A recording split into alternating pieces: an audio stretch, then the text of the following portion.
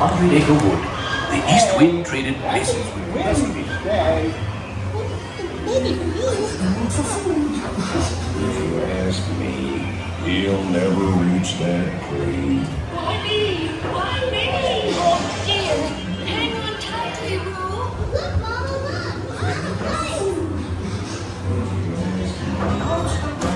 So under my arm, Shireen slowly by mistake. I just have time to tell you about my Uncle Clyde. A very independent father.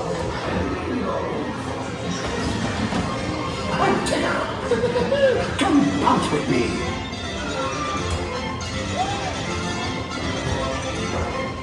Bouncing makes you feel just great, doesn't it?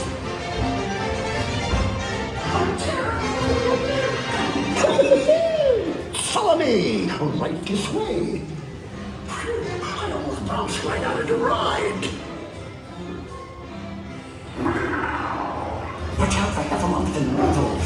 They steal honey. Steal honey.